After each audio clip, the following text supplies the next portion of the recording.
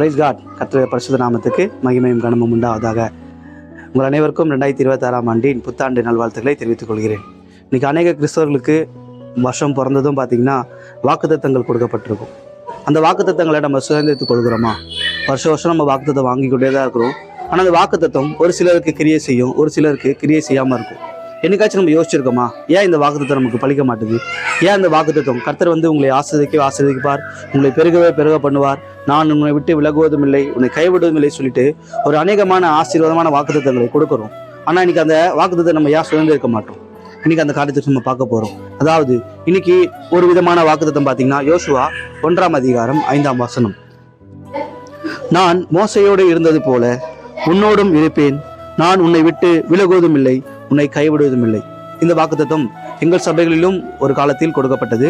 இந்த வாக்குத்தத்தை நான் தியானிக்கும் போது இந்த வாக்குத்தத்தம் யாருக்கு சொல்லப்பட்டது என்று பார்க்கும்போது, கர்த்தராகிய தேவன் யோசுவாவுக்கு இந்த வாக்குத்தத்தை கொடுக்கிறார். இந்த வாக்குத்தத்தை யோசுவாவுக்கு கொடுக்கறதுக்காக, இந்த வார்த்தையை சொல்வதற்கான நோக்கம் என்ன, அதுக்கான பேக்ரவுண்ட் ஸ்டோரி நம்ம பார்க்கும்போது, இஸ்ரவேல் ஜனங்க பார்த்தீங்கன்னா 430 வருடம் அடிமைத்தனத்தில் இருக்கிறாங்க. அவருடைய கூக்குரல் பார்த்தீங்கன்னா கர்த்தருடைய சத்தத்துக்கு எட்டுது. கர்த்தர் என்ன பண்றாருன்னா, மோசையை தெரிந்து கொண்டு மோசை நிமித்தமா இஸ்ரவேல் ஜனங்களை அந்த அடிமைத்தன வாழ்க்கையிலேருந்து மீட்டு கொண்டு அவர் வாக்குத்தத்தம் பண்ணப்பட்ட தன்னுடைய குமாரனாகிய ஆபிரகாமுக்கும் ஈசாக்குக்கும் யாக்கோபுக்கும் கொடுப்பேன் என்ற தேசத்துக்காக அவங்களுடைய ஜனங்கள் இஸ்ரவேல் ஜனங்களை வழிநடத்தி கொண்டு போறார். பார்வோன் ராஜா கிட்ட பார்த்தீங்கன்னா 10 வாதைகள் காமிச்சு அற்புதங்கள் செய்து செங்கடலை பிரித்து ஜனங்களை வழிநடத்தி கொண்டு போறார். ஆனால் ஜனங்க பார்த்தீங்கன்னா வழிநடத்தி கொண்டு போற மோசேவை சும்மாவே விடலை. எங்களுக்கு சாப்பாடு இல்லை, எங்களுக்கு தண்ணி இல்லை, எங்களுக்கு இறைச்சி இல்லை அப்படின்னு ரொம்ப அவரை தொல்லை கொடுத்துட்டே இருந்தாங்க. கர்த்தரை போய் கேட்காம, கர்த்தர்கிட்ட போய் கேட்காம ஒரு வழி நடத்துகிற போதகரை போய் கேட்குறாங்க. இன்னைக்கு பார்த்தீங்கன்னா சபையில் கூட பார்த்தீங்கன்னா அநேக பேர் கர்த்தரை நோக்கி பார்க்காம ஒரு போதகர்கிட்ட ஐயா எங்களுக்கு இப்படி இருக்கு கேட்கலாம், தப்பு கிடையாது. ஒரு கைட்னஸ் நமக்கு இன்னமும் சின்ன பிள்ளைந்தையாவே ஒரு 10 வருஷம் 20 வருஷம் வந்த பிள்ளைகளும் என்னோட வாழ்க்கையில ஏன் போராட்டம், எனக்கு ஏன் பிசாசன் பிடிகள், எனக்கு ஏன் இந்த மாதிரி கஷ்டம் வரும்போது எல்லாருமே நம்ம என்ன பண்றோம்னா போதகரை தான் நம்ம ரொம்ப டார்ச்சர் பண்றோம். இங்கே இஸ்ரவேல் ஜனங்களும் பார்த்தீங்கன்னா மோசையை டார்ச்சர் பண்ணும்போது மோசே ஒரு கட்டத்தில் பார்த்தீங்கன்னா, ஆண்டவரே இதை மீண்டும் மீண்டும் எனக்கு நீங்கள் செய்வீரானால் இந்த நிமிடத்திலே என்னை கொன்று போடும். யோசிச்சு பாருங்க, என்ன சாவடிச்சிருங்கன்னு சொல்ற அளவுக்கு ஜனங்க இஸ்ரவேல் ஜனங்க அவரை ரொம்ப காயப்படுத்துறாங்க. அவரை கர்த்தரை பரிசேயம் பண்ணிட்டே இருக்காங்க, அற்ப விசுவாசமாக இருக்கிறாங்க. மறுபடியும் பார்த்தீங்கன்னா ஜனங்க தண்ணீர் வேணும்னு கேட்கும் போது மோசே கர்த்தரிடம் மன்றாடும் போது கர்த்தர் சொல்றாரு, நீ உன் கையில் இருக்கிற கோல் எடுத்துக்கோ, உன் சகோதரன் ஆரோனையும் கூப்பிட்டுக்கோ, உன்னுடைய இஸ்ரவேல் ஜனங்களையும் தெரிஞ்சு கொண்டு போயிட்டு சீனாய் மலையில போயிட்டு கண்மலையை பார்த்து பேசுன்னு சொல்லும் போது மோசே என்ன பண்றாருன்னா, ஜனங்க மேல அந்த கோவத்தினால மோசே சொன்னபடி பார்த்தீங்கன்னா கோல் எடுத்துக்கிறாரு, ஆரோனையும் அழைச்சிக்கிறாரு, ஜனங்களையும் கூட்டிட்டு போறாரு. ஜனங்க மேல இருந்த மிகப்பெரிய ஒரு கோவத்தினால ஜனங்களை பார்த்து வணங்கா கழுத்துல ஜனங்களே சொல்லி கண்மலையை பார்த்து 2 வாட்டி அடிக்கிறார். தண்ணி வருது. இது நிமித்தமா பார்த்தீங்கன்னா கர்த்தருக்கு அருவருப்பான காரியமா செஞ்சு அவர் வாக்குத்தத்தம் பண்ணப்பட்ட தேசத்துக்கு போகல. இந்த காலகட்டத்தில் பார்த்தீங்கன்னா இதுக்கப்புறம் ரெஸ்பான்சிபிலிட்டி யாருக்கு வருதுன்னா யோசுவாவுக்கு வருது. யோசுவாவோட மனநிலைமை எப்படி இருக்கும்? எக்ஸ்பீரியன்ஸான பர்சன் மோசே ஐயாவையே ஜனங்க இந்த அளவுக்கு டார்ச்சர் பண்ணி அவரையே ஒரு வாக்குத்தத்தம் பண்ணப்பட்ட பூமிக்கு அனுப்ப விடாம செஞ்சுட்டாங்க. நம்மள என்ன செய்ய போறாங்களோ? இப்படிப்பட்ட காலகட்டத்தில் பார்த்தீங்கன்னா கர்த்தருடைய வார்த்தை யோசுவாவுக்கு உண்டாகுது. நீங்க யோசுவா 1ஆம் அதிகாரத்தில் பார்த்தீங்கன்னா இந்த வசனம் சொல்றது, நீ உயிரோடு இருக்கும் நாளெல்லாம் ஒருவனும் உனக்கு முன்பாக எதிர்த்து நிற்பதில்லை. ஒரு பயத்தோட ஒரு சோர்வோடு இருக்கிற ஒரு மனுஷனுக்கு வார்த்தை உண்டாவது, நீ உயிரோடு இருக்கும் நாளெல்லாம் ஒருவனும் உனக்கு முன்பாக எதிர்த்து நிற்பதில்லை. நான் மோசையோடு இருந்தது போல உன்னோடும் இருப்பேன், உன்னை விட்டு விலகுவதும் இல்லை, உன்னை கைவிடுவதும் இல்லை. அல்லேலூயா.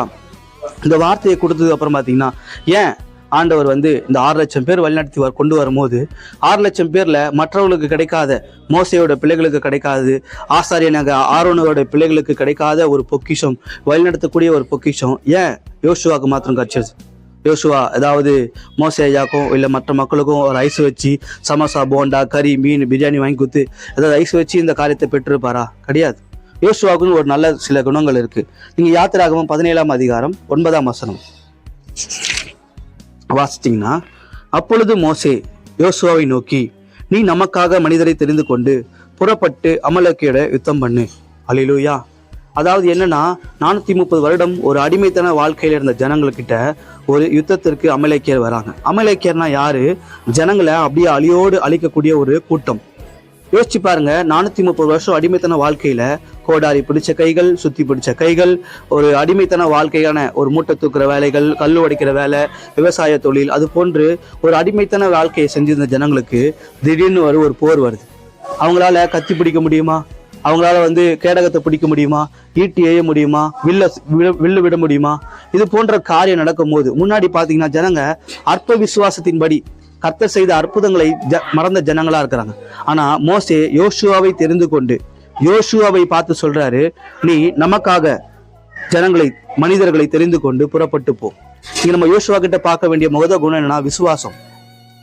யோசுவா கிட்ட காணப்பட்ட ஒரு நற்குணம் பார்த்தீங்கன்னா விசுவாசம். இன்னைக்கு அநேக கிறிஸ்தவர்கிட்ட காணப்படாத ஒரு கிரியை என்னன்னா விசுவாசம். அநேகருக்கு பார்த்தீங்கன்னா அற்ப விசுவாசிகளா ஆயிடுறாங்க, அவிவிசுவாசிகளா ஆயிடுறாங்க. ஒரு பிரச்சனையை பார்த்ததும், ஒரு சூழ்நிலையை பார்த்ததும், ஒரு பயந்து கர்த்தர் மேல இருக்கிற விசுவாசம் குறைஞ்சி போய் அவங்களுடைய அவிவிசுவாசம் பெருகுது. அவிவிசுவாசம் பெருக பெருக உங்களுக்குள்ள பயமானது பெருகி கொண்டே இருக்கும்.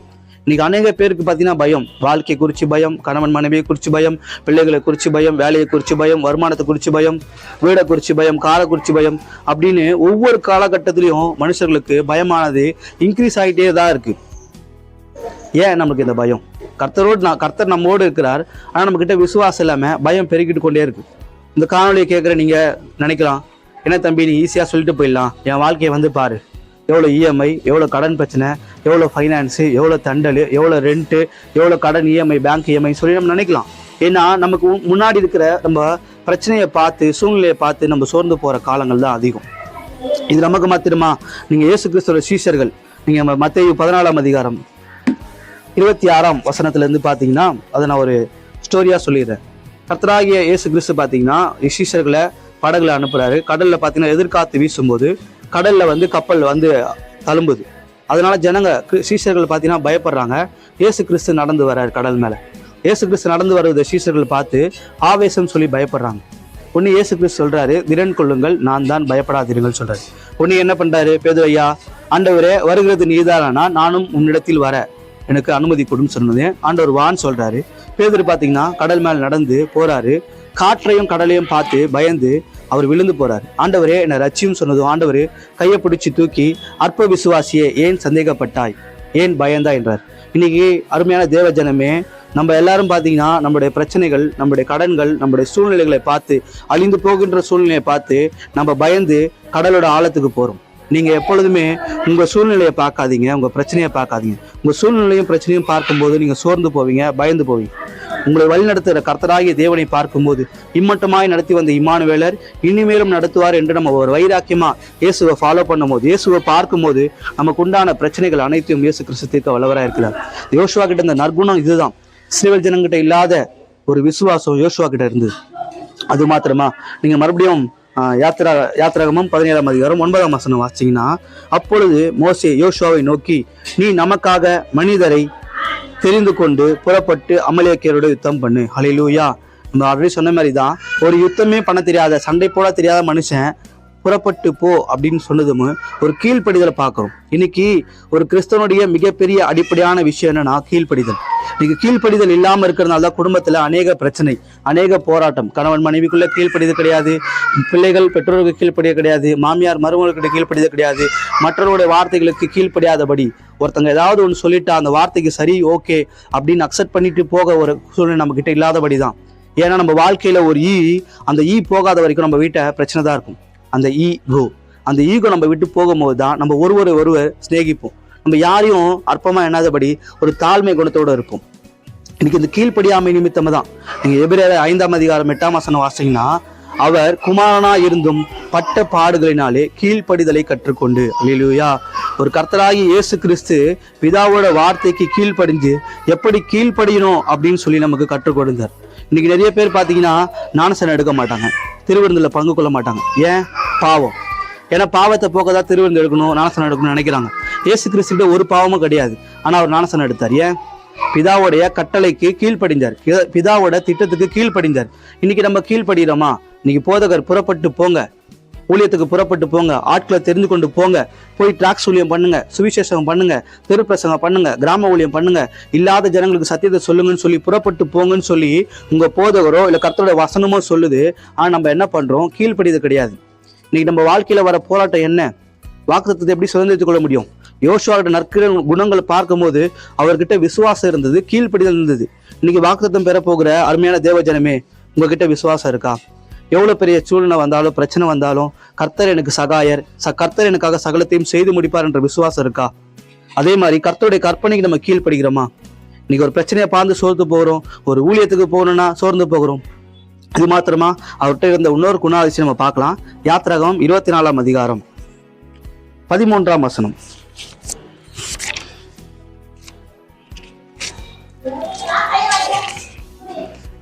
அப்பொழுது மோசே தன் ஊழியக்காரனாகிய யோசுவாவோடு எழுந்து போனான். மோசே தேவ பர்வதத்தில் ஏறி போகையில் அவன் மூப்பரை நோக்கி, நாங்கள் உங்களிடத்தில் திரும்பி வரும் மட்டும் நீங்கள் இங்கே இருக்க காத்திருங்கள். ஆரோனும் ஊரும் உங்களிடத்தில் இருக்கிறார்கள்.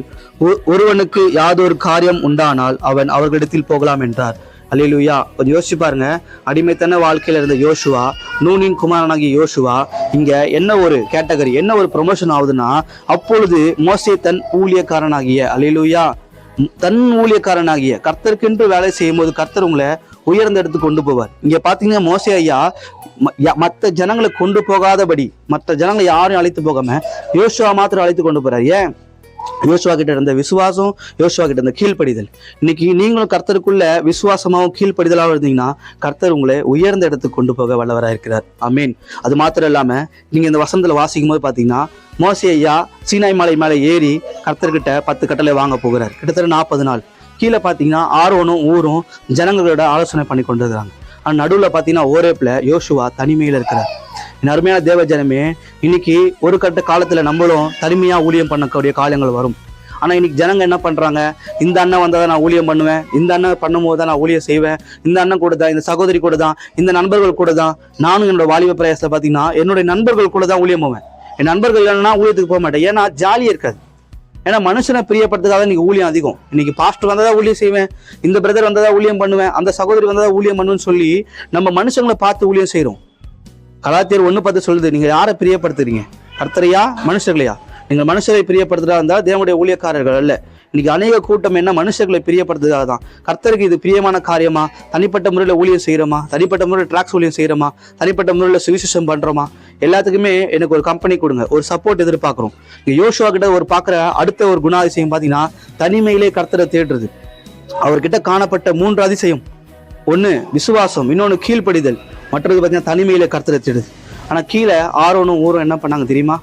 இன்னைக்கு ஆரோனும் ஊரும் போல இருக்கிற ஜனங்க தான் அநேக போதகர்கள், அநேக கிறிஸ்தவர்கள்.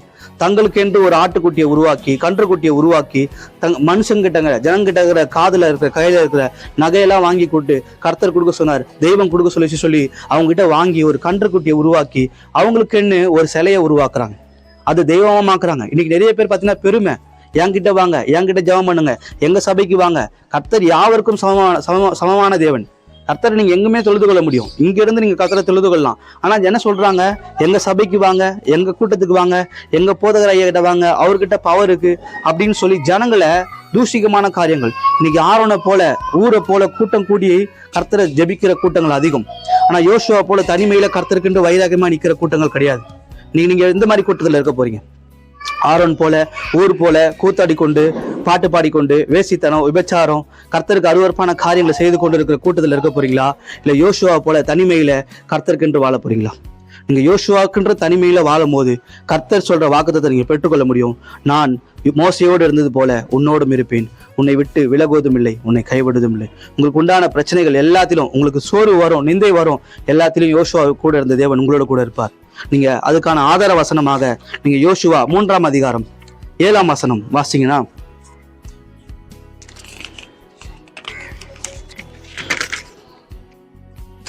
யோசுவா 3:7 பாத்தீங்கன்னா கர்த்தர் யோசுவாவுக்கு கட்டளை எடுக்கிறார். நான் மோசையோடு இருந்தது போல உன்னோடும் கூட இருப்பேன். கர்த்தர் யோசுவாவை நோக்கி, நான் மோசையோடு இருந்தது போல உன்னோடும் இருக்கிறேன் என்பதை இஸ்ரவேல் எல்லாரும் அறியும்படி இன்று அவர்கள் கண்களுக்கு முன்பாக உன்னை மேன்மைப்படுத்துவேன் என்று கர்த்தர் மறுபடியும் ஒரு வாக்குறுதியை கொடுத்து, நீங்க 4ஆம் அதிகாரம் 14ஆம் வசனத்தை பாத்தீங்கன்னா, அந்நாளிலே கர்த்தர் யோசுவாவை சகல இஸ்ரவேலின் கண்களுக்கு முன்பாக மேன்மைப்படுத்தினார். அல்லேலூயா. நீங்க கர்த்தருக்கென்று வைராக்கியமா நீங்க தனிப்பட்ட முறையில் வாழும்போது கர்த்தர் உங்களை மேன்மைப்படுத்தின தேவன், யோசுவாவை மேன்மைப்படுத்தின தேவன், சகல இஸ்ரவேல் ஜனங்களுக்கு முன்னாடி மேன்மைப்படுத்தின தேவன் உங்களையும் உங்கள் குடும்பத்திலும் உங்கள் சொந்த பந்தங்கள் மத்தியிலும் உங்களுடைய சபைகளிலும் நீங்கள் வசிக்கிற பகுதியிலும் கர்த்தர் உங்களை மேன்மைப்படுத்த வல்லவராக இருக்கிறார். அல்லேலூயா.